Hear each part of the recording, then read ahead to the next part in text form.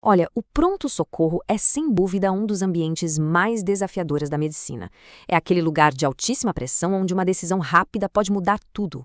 E para quem está começando na carreira, para médicos recém-formados, é um verdadeiro batismo de fogo.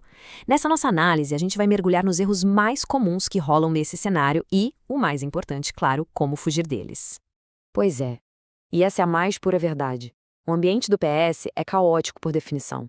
Para um profissional que está no começo da jornada, muitas vezes sem muita experiência, sozinho no plantão, a pressão para resolver problemas que são super complexos e urgentes é gigante.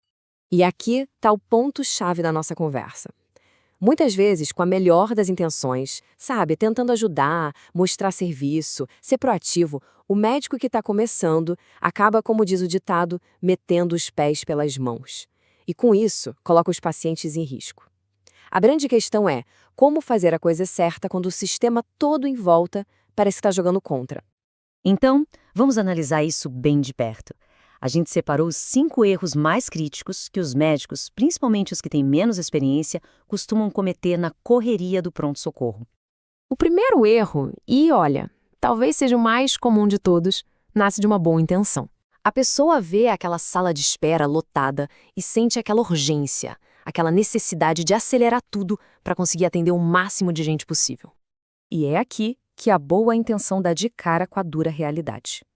Quando o médico acelera o atendimento para ser eficiente, ele acaba criando um monte de outros problemas.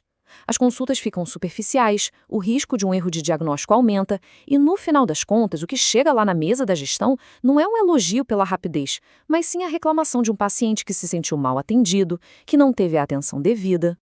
E essa frase resume tudo perfeitamente. Se a fila está enorme, a solução não é o médico atropelar o próprio trabalho.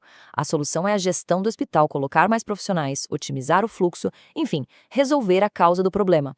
O trabalho do médico é focar em cada paciente com o tempo e a atenção que aquele caso específico exige.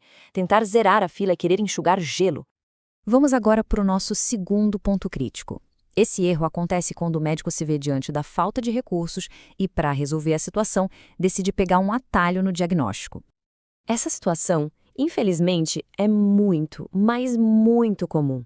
Chega um paciente com sintomas que podem ser de uma coisa boba, mas também de algo muito grave. E o exame que é tirar dúvida, que é diferenciar uma coisa da outra, simplesmente não está disponível ali. A pressão para tomar uma decisão, qualquer que seja, é enorme. Esse é o atalho perigoso. Na dúvida, o médico aposta no diagnóstico mais provável ou menos grave, simplesmente por falta de estrutura para investigar a fundo. Só que se o paciente piorar em casa, a responsabilidade tanto legal quanto ética cai inteirinha no colo de quem tomou essa decisão. O jeito certo de agir é outro. A falta de um equipamento no hospital não faz a necessidade do exame desaparecer, né? A responsabilidade do médico é encontrar uma solução para o paciente, seja ligando para a central de regulação, internando para observar a evolução do quadro ou organizando uma transferência segura. É mais difícil? Com certeza, mas é para isso que serve a medicina. O terceiro erro, esse geralmente vem de dentro. Vem do ego, ou às vezes do medo. Aquela ideia de que um bom médico tem que saber tudo, resolver tudo sozinho, sem precisar de ninguém. Essa mentalidade de herói solitário é uma baita armadilha. Em vez de buscar segurança, o profissional se isola, toma decisões baseadas em hipóteses frágeis e arrisca a segurança de quem está ali precisando de ajuda. Tudo para não ter que demonstrar uma incerteza. A verdadeira força, na verdade, está na colaboração. Ter humildade de virar para o lado e perguntar, de discutir um caso com um colega, de ligar para pedir um parecer. Isso não é sinal de fraqueza, pelo contrário, é sinal de responsabilidade e de profissionalismo. E, claro, registrar cada passo no prontuário. Isso é fundamental, sempre.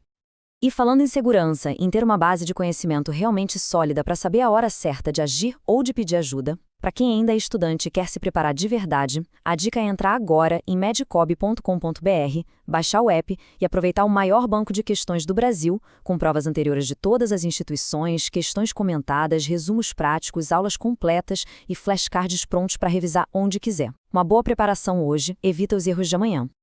Agora vamos falar de um erro que é, extremamente sério. Ele acontece quando, por causa de pressões externas ou problemas de logística, o médico acaba liberando um paciente que ainda não tem condições seguras de ir para casa. Vamos pensar em 2 cenários bem comuns. Primeiro, um paciente que tomou sedativo e não pode ir embora dirigindo. Segundo, outro com suspeita de AVC que não pode de jeito nenhum ser levado num carro de passeio sem nenhum suporte. Se o médico cede à pressão e libera esses pacientes, ele está assumindo toda a responsabilidade pelo que vier a acontecer depois. O ponto central aqui é o seguinte: a falta de um acompanhante ou a falta de uma ambulância é um problema administrativo, é um problema do sistema, não é do médico. A obrigação do profissional é garantir a segurança do paciente. E isso significa negar a alta até que existam condições seguras para essa liberação. E vamos para o nosso último erro, que talvez seja o que carregue as consequências mais graves: deixar o posto de trabalho sem que um substituto tenha chegado e assumido o plantão no seu lugar. Tenta visualizar a cena. É pura tensão.